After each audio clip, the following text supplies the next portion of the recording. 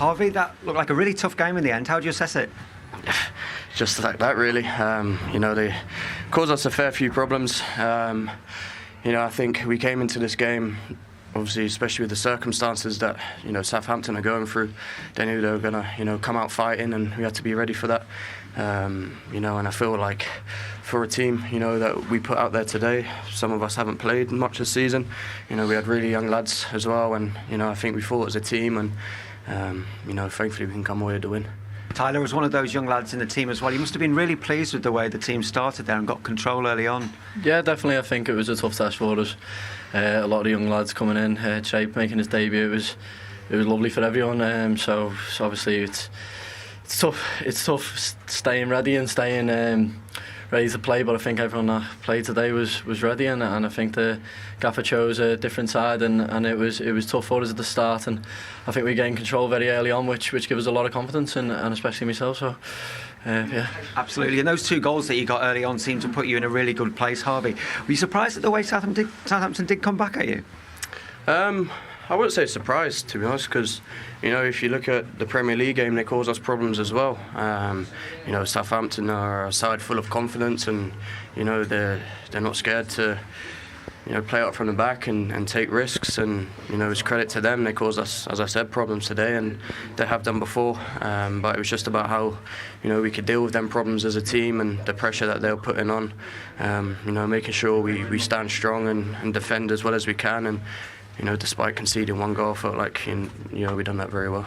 Tyler, is that part of the learning process when you get put under so much pressure like that? Is it something you can really take something from? Yeah, definitely. I think playing at this club with these fans, it gives you so much confidence, and especially when you're down, you feel like you're going to come back in the game straight away because of the energy that they give us and the energy that we all have as a team, and it was a good fight from us, and I think right to the end, people playing different positions, so it was tough for us, but it was really good for us, and we're very thankful to the fans for the energy they give us. Well done. You through to the last 4, but it's Harvey who gets the Carabao Cup Player of the Match. Will you do the honours, Tyler? Well, of course you will. Appreciate it. Thank you. No worries about that. Well done, lads. Thank you. Appreciate it. Thank you. It was tough for them in that second half. Is that partly to be expected, given the youngsters in their lineup in that second half? Yeah, I think once that sort of momentum changes slightly, obviously Trent going off and McAllister a little bit later on, Joe Gomez as well. And then it is a big ask. I think at 2-0 it looked as though it was very comfortable and felt as though Liverpool were going to really stroll to an easy win. But once that tide turns, and it's great experience for those younger players to have to deal with that, different dynamic in the game. And I think overall, although they made hard work of it, they'd be really pleased to come away with that win. There's also a lot of credit that has to be given to Southampton, even in defeat, given recent events. Without a doubt, and I think, although they've lost this evening, I think that second half performance will give them really good spirit going into the weekend's game. Fulham away, I believe, which I think, the way that they defended tonight, there was a few moments where you thought they're puffing their chest. A few of the players were sort of getting the fans sort of G'd up a little bit. Those sorts of moments can't be underestimated. And like I said, although they lost, I think they can take a lot forward and a lot of belief. And there were some good performances, albeit Liverpool's side was significantly weakened. But they still had to play what was in front of them. Yeah, as Izzy says, that second half, the chests were puffed out defending, and they did put their bodies on the line. There were still those errors in the first half that certainly led to the first goal in particular. Yeah, again, listen, I think when you look at what's happened recently, it would have been very easy for them to go under, and this was a little bit indicative of what has been happening at Southampton. And again, there, Bednarek has to get a better contact on the ball. Alex McCarthy then slips as well, which makes it a simpler finish in the end for Nunez. Yeah, and Nunez does well. He makes the run first and foremost. Debatable, is he onside, offside? It's tight. There's no VAR, of course, like you mentioned at half-time. But this situation, I don't think Nunez's first touch is brilliant. And I think he's lucky the way that it falls to him. But he's got the endeavour.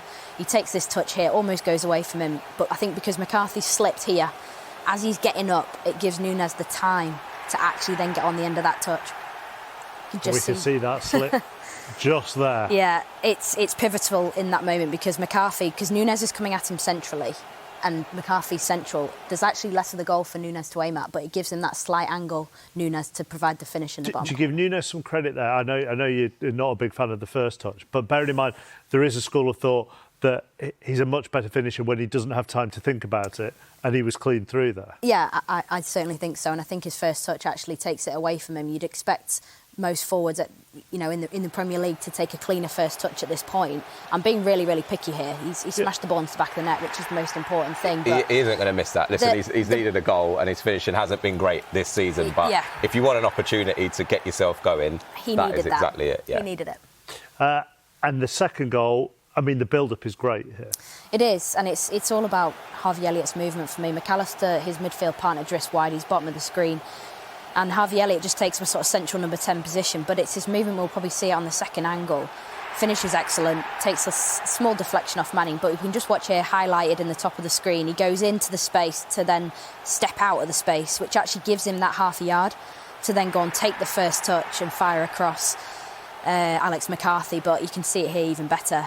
Defenders are in a bit of a twist. They don't know how to mark him, and the way that his movement, first touch with his left foot, right foot finish. That's the key for me in terms of putting the ball exactly where you want to have it to get that next touch, which is going to be your finish, albeit on his right side. But the way he just cushions it, takes the weight out of the ball, but puts it in front of him. Yes, gets a deflection on the way through, but a really lovely finish. When you look at Southampton, so many times this season, and I know they've been criticised defensively, but you look at their possession stats or chances created stats, they're not in the bottom half of the Premier League. You know, they can't score. Now, if Cameron Archer could do this a little bit more in the Premier League, then who knows? Yeah, listen, it's a brilliant, first of all, intent to go and be positive and get himself. The minute he cuts onto that right foot, again, for those of us who've seen him in the Championship, it's what he has done, and he's so sharp. And again, for me here, there's only one thing on his mind, which is what I really loved. Brilliant finish from that angle. Liverpool defending has to be better, though. Yeah, I mean, you've got to cover that inside space. You can see from his body language, he checks here onto his right foot. It's Morton who's covering, and I think he just over-covers a little bit and gives Cameron Archer the chance to sort of shape that, and what a finish.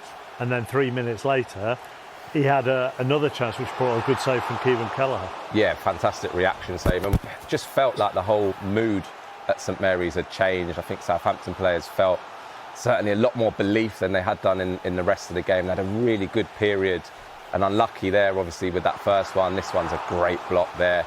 Fantastic defending to make sure he gets across. And there was a real time in that game where you did feel that Southampton were going to get themselves back in it and draw themselves level. But this is a great save. In a reaction. Ballpark of Emi Martinez saves, by the way, off the back of the weekend. That's average. No, I'm really joking. I was wondering where you're going with that. That's brilliant. That's a brilliant instinctive save, and I don't think there was any more that Archer could have done. I think he's really clever with the way he Most saves look average compared to the Emi Martinez one at the weekend. Southampton do, I would imagine, we haven't heard from them yet, feel aggrieved at this. It probably wasn't a penalty. It's a foul. Absolutely. And a free kick and a red card. Yeah, I mean, the minute Quansah allows this ball to bounce, he's banging trouble. You know, Fernandez is getting the other side of him. And at first, from behind, you may feel the ball's not going to go all the way, it's going to bounce through to Kelleher. But when you look at it from the other angle, I think that's the thing that, for me, we'll see it better here. Look, Quansah's got to get to the pitch of the ball and just get something on it. Doesn't. Now he's all over Fernandez, drags him down. Look where that ball stops there. Kelleher's not going to get there. Fernandez would be the one getting onto that, and for me, it's a really poor decision. Yeah, it's the wrong decision. Should have been sent off, and it wasn't a penalty. But I really liked the run from Fernandez, the endeavour, and I think that's what we're talking about with Southampton. That kind of desire in the last minute to try and get back in the game. They can definitely take that through into the. Well, that's it, isn't it? Yeah. Now, okay, this is how we've done it, albeit against a slightly changed Liverpool side, but to harness some of that fight and desire, which most definitely wasn't there on Sunday when they were beaten by Tottenham. No, it wasn't, but then I go back to the point they got against Brighton in the Premier League a few weeks ago, and I thought the aggression was at its best I've seen from Southampton this season. They got a point from it, but I wouldn't say they were like at those levels of aggression tonight, but I think the endeavour, and you could sort of feel it from the players in terms of they wanted it. They really wanted to improve, and they took a lot of pride. Howard Bellis, celebrating clearances off the line. I think that sort of mentality is what they need to harness moving forwards. Arne, would it be fair to assess that as really good first half, maybe not so good second half? Yeah, it depends on what you want to say about the first half. So that was really good, and the second half was definitely not so good. If you say, OK, first half, then it was a really bad second half. So the difference between both halves was a lot, that's true. Why? I think it's difficult for me to judge because I was high up in the stands, but the wind maybe had an impact because in the first half I think we had the wind in our back, and the second half it was against us. Maybe also the playing style from Southampton, they took a bit more risk, they pressed us a bit higher, and we were not able to play through it that much, and we were a bit sloppy in the second half as well, where we in the first half a lot of focus, concentration, kept the ball much better. So maybe it's a bit of both, a bit of us, a bit of them. For your two goal scorers, you've spoken a lot about what Darwin does for the team in recent weeks, but every number 9 needs goals, and it's been a frustrating start to the campaign for Harvey Elliott. So nice to cap the full 90 minutes with a really well-taken goal. Yeah, both of them scored a good goal. I think it was before our Fulham game that the media asked me about Darwin, his goals and his assists, and two games later he has a goal and an assist. So that's what football is all about. As long as they work hard, they're always in a position to score a goal or to assist. And today he scored. Harvey scored as well. Nice for him. He's been out for quite a long time. Had an impact when he came in against Fulham, and now again an impact with a goal as well. Did you learn anything about your younger players tonight from seeing them in full match action? It's good to see them at this level, but they also face this level when in training sessions, when they have to face Virgil and Mo and all these players we have. So we know we can trust them. So we have to highlight them. But maybe you're going to ask me your last question. If not, I'm going to come back at it, because Wataendo was not a young player. He's not a young player. He's experienced, but we've put him in a different position than he usually does. And it's such a great mentality and personality and quality if you can play a game like this in a position he's not used to. He was one of the main players why we could win this game, and he deserves all the respect from me, from his teammates, and also from the fans. Means I can ask you a different last question then, as you've answered one for me, but just before the end of your first 6 months, 2 games away from a Wembley final is a decent place to be. Yeah, but a lot of games in between. So we're happy we're still in this tournament, because the club, the players won it last season. So we have to defend the trophy, and that's what we've tried to do till now, and that's what we continue to do in the semi-final. Thank you. Lots of challenges for your team in the end tonight. How impressed were you with the way they came through them? First half really good. Good performance. Played really well, 2-0 up. It didn't came as a complete surprise to concede the goal, because I think before that we were starting to get a bit sloppy. Lost 1 or 2 easy balls, in my opinion. And then they came back in the game, where we had later onwards a few chances to make it 3-1, which we didn't. That's why it was tight till the end. Your supporters were in fine voice at the end. They love this tournament. What does it mean now to be in the semi-finals? No, we have to defend the trophy, because the club won it last season. I wasn't involved, but the players were, and Jurgen, of course, with his staff. So we want to compete in every league, and this is one of them. So we're happy that we reached the semi-final. Although we're also aware of Newcastle, Arsenal, and probably it's either Tottenham and Manchester. So it's going to be it's always a tough competition, but this time for sure. And how did you enjoy the view from upstairs, staying out of trouble? You have a very good view. It's not the first time that I sit there. Sometimes I go to the stadium just to enjoy a game, so you always have a better view than when you are down. But sometimes also difficult, where you want to influence your players. That is a bit more difficult from upstairs. But I have such a good staff with Sipke, with Arne, and with John, that these 3, or even when I wasn't even around, these 3 were able to bring this game over the line. So 100% in the Champions League, top of the Premier League, and he's talking about how important it is to defend this trophy as well. He can do no wrong at the moment. Oh, it's an incredible start, isn't it? And I think there was a lot of probably uncertainty, obviously, with him coming in and the shoes that he had to fill. But when you look at that, and they've had injury issues, we've heard other clubs maybe making a little bit of an excuse about missing key players at times. Been out recently, Alisson was a miss. Jota's been out for large spells as well. So to actually have put that together in those circumstances, and probably a little bit more to come as well, phenomenal start. So we're at Tottenham tomorrow, Newcastle, Arsenal, Liverpool, and then one of Tottenham and Manchester United. Good luck trying to predict that tomorrow. Is that a prediction you're wanting? Yeah. Goals, I'm not goals. willing. Goals, absolutely. I mean, it'll be a high-scoring game. 2 teams, arguably, well, I'm not going to say pressure, but two very exciting teams for different reasons. Obviously, Manchester United with Amorim coming in. How are Manchester United going to perform? Manchester United obviously won this cup in recent years, and we'll be looking to keep their name in and around the top end of this competition. So, yeah, I think tomorrow night will be brilliant. But whoever goes through tomorrow, that is a heavyweight semi-final lineup, isn't it? Absolutely huge, and I think particularly with the two-legged affairs as well in the semi-finals, a lot of brilliant football to come. And again, I'm sure they'll all be looking for that draw, because it's a great opportunity to win that little bit of silverware. If it's Spurs, it's been so long for them. Obviously Newcastle as well, and as you say, Liverpool trying to defend it, and Arsenal and maybe Arteta needing a little bit just to keep things going from his point of view. I like that he doesn't sugarcoat it, does he, Arne? I think he doesn't try and ever throw his players under the bus at all, but he's pretty honest. I think he's been refreshing, yeah. We've seen it all season. It was a good first half, and you're in a good position at 2-0. Yeah. So at some point your levels might dip a little bit, and that's where the second half it did, and that allowed Southampton to come back into the game. But it'd be made up as well that we've seen that out. You know, the fact that we've made so many changes, the fact that there is some players playing in different positions, and they've found a way to win a horrible game. You mentioned the fact that the crowd were up, the pitch was, obviously the weather was difficult as well, and they've got through. Did you both, by the way, when you played, have that thing about 2-0 being the terrible scoreline? Was that real? Because that's what people tell me. 2-0's the worst scoreline in football. 2-0 downers. 2-0. I see what, But they say 2-0 lead is a false sense of comfort, because one goal for the opposition, and the anxiety creeps in and blah blah blah. Yeah, I always felt at 2-0 with the team I had, we'd go on and get a third. It kind of like, game on now. We can go out and really try and, implement our style and the way we wanted to play and score more goals. And sometimes that was our problem. Instead of going, right, 2-0's all right, we'll shut up shop, manage the game a little bit better and nick the points. I'd like to see how many times my team was 2-0 up and drop points because of it. What about when you were 2 down? We come back a few times. We had a bit of character. Good. Yeah, we did. At Anfield more so, isn't it? If you're 2-0 down, which doesn't happen often, you get the next goal, the crowd makes such a big difference. Yeah.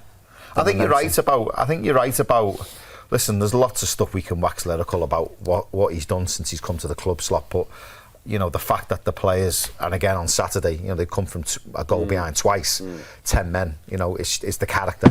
And today there was a point in that second half where they had to show character. And it keeps the feel-good factor about, the momentum. Yes. We're through to the semis. Yes. We're looking forward to going back top of the table at the weekend or extending our lead. We don't know, because when we play Spurs, Chelsea would have played before us. So all of a sudden there's a little bit of pressure there. Yeah. Champions League is going well. Look forward to it. So everything's going well at the moment. And if we'd have got beat tonight, it would have been a little bit of a setback. And you've got to readjust them for the game against Spurs. But everything's I think also is, we've dropped points against Newcastle. We've dropped points... Arsenal, Fulham, and obviously the defeat to Forest. And then all of a sudden you get beat tonight and everyone's like, oh, they're having a bit of a wobble. Yeah. And then you start Sunday morning in second because Chelsea won on Saturday. And I think everyone, do you know what? I think everyone's waiting for that. Because it's been so good and no one's had anything bad to say about us. They're waiting for us to fall off a bit of a perch. And you can kind of go, drop points there, lost. Oh, they're having a bit of a wobble. Then all of a sudden it creeps into the dressing room, a little bit of confidence is knocked, and then you've got to come back from that. But I think you're right, that keeps momentum tonight and keeps everyone on the toes. I didn't get a chance to ask you as a forward about Darwin. Where is that balance? Where is that tightrope between being someone that does all the other things well, but has to get the goal? I think Nunez is fortunate because he's not regarded as the main man in attack. When you've got Mo Salah... and he's taken the load for goals, assists. It's less pressure on Nunez to be that contributor. So, in terms of goals, they have to be there, but not as regular because you've got someone like Salah who is doing it all the time. So, for me, he's still contributing. He's starting games, he's coming off the bench. The team is still winning. And if he's in and around the team and the team is still winning, that's fine. It's when the team aren't winning, when points are being dropped, you start missing the chances. Well, hang on a minute, how many games have you gone without a goal? So at the moment, everything's okay. Tonight would have been great for him. He's got himself a goal. Yeah. Obviously, the goalkeeper helped the way that happened, but that's a big boost. He probably won't start on Sunday, but if he comes off the bench and we need a goal off him, tonight would have been great to give him that lift. Yeah, the problem with him is he's a centre-forward. That's what he is. He's not a Firmino. He's not a false centre-forward. No. He's a centre-forward. And I think if you're a centre-forward, especially at this club with the calibre we've had over the years, you've got to score goals. You're judged on your goals. Where Firmino, like you said, he had goals from Mane, he had goals from Salah, but he was pivotal in their performances. You know, he was the glue that linked it all together, and he was phenomenal at it. And we look at him and don't judge him by his goal scoring record, because we didn't have to, because the other two, you know, put the goals up there, but we knew he was part of that. Yeah. Darwin is not. He doesn't do a lot of his best work outside the box. It's all about scoring goals for him, because he's a centre forward, and he's missed some high profile chances as well. And I think that's where it's split with him. And at St Mary's and pre-match, we talked about them trying to keep it tight at the back, Southampton, and they kind of contributed to the first goal themselves. Yeah, they did. I think they have made a concerted effort to be a little bit more cautious, but I mean, this here is brilliant play, first of all, from Trent. Again, something he does so well, steps into that midfield area, and you can see the ball he's trying to play there, but Bednarek doesn't get the clearance right. And maybe one thing that has been levelled against Darwin Nunez is a lack of composure at times, but a really good finish. You can see the run there, really tight. Obviously, no VAR this evening, but plays on that shoulder. That's when he's at his best, and it's a bit of a slash from Bednarek, really. But once he gets into that position, I've got to say, shows great composure to it sort of actually takes a little bit of the pace off it as well. Yeah, it slows it down for him, and you can see here that Alex McCarthy again loses his foot in, so it probably makes the finish a little bit simpler for Darwin Nunez in the end. The second goal is similar in the sense of you could admire the build-up from Liverpool, and yet Southampton have a contribution in it as well. That's right, and it's Harvey Elliott this time, but he's pictured in the centre of the screen on that right-hand side. Good build-up play by Liverpool, but his movement is so sharp. He takes the touch, his awareness to move the ball onto his right foot. We'll see it better from this angle. As the ball's worked to his side, just look at his movement. He checks in, checks out, bang. He takes his first touch to control the ball and goes across the keeper. Takes a deflection off Manning, which we're going to see now, which takes it beyond Alex McCarthy. But nonetheless, the finish to go across the keeper from that angle is perfect, because if McCarthy does get a hand to it, it falls into the path of perhaps a striker. And it also highlights the strength and depth that Liverpool have in those forward positions, doesn't it? Yeah, and listen, we spoke before the game, particularly about Darwin Nunez and him needing a goal tonight. But what you're after as a manager is those players that do come in to really stake a claim for the place and really go and perform. And I think they have done that. Harvey Elliott, again, not just with his goal, but every time he's called upon, he's positive, he makes a really good contribution to the team, and I just feel they've got that great balance in the squad at the moment. Indumentaria, la Kings Limited Gold Edition, solo hay 50 unidades de todos los equipos y también puede ser vuestra entrando en kingsleague.pro, así que es los datos a tener en cuenta en cuanto a indumentarias. Gran partido, Gonzalo, Gerard, el que tenemos por delante. Ojo, ojo, estilo La Bombonera, estadio de River. Hostia, más minutos de retraso en el inicio, ¿eh? Ya tenemos lío. Lo llamó Edo, dibujando la parábola sobre la banda derecha, donde en el vértice del área aparece Nadir. ¡Nadir para adentro! ¡Gol! De Nadir Lua, que tiene una facilidad pasmosa. Encuentra a Pablo, qué balón para Nadir para el segundo. Se tafa de Cócera, es un golazo. ¡Es un golazo! Señoras, señores, bienvenidos al show de Nadir Lua. Pibe. El mejor. Vamos haciendo espionaje, ¿eh? Vaya mierda dado, pibe. Va, ya te puedes ir a la cúpula a comer, va. Hay que salir Cócera para entregar hacia el centro. Se la regala Coy, le puede pegar Coy para adentro. Vaya chicha, nano. ¡Gol! De Porcinos Óscar Coy. Ah, pues sí. Pero es que, señores, que no te lo dije, hombre. Tenemos, ¿cómo lo usamos? Penalti. Penalti. ¿Será penalti? Vamos, Cuni. Puede meter en el partido a Cuni. Jordi para adentro, qué golazo. Wow. Dios. ¡Gol! Vamos con Nadir Lua y con Laura Vizcaíno. Pues sí, Nadir, 2 goles, victoria y a cuartos, enhorabuena. Sí, sabíamos que el partido iba a ser muy importante porque veníamos de una muy mala dinámica. El equipo ha estado bien, sufríamos defensivamente y creo que hemos estado muy juntitos y nada, primer objetivo cumplido. Os espera Science, rival complicado, imagino. Sí, empatamos contra ellos y en shootout perdimos, ha quedado segundo por algo. Nada, concentración, confianza con nosotros mismos y intentar ganar para el sábado estar en el Wizzing. Pues lo veremos mañana, mucha suerte.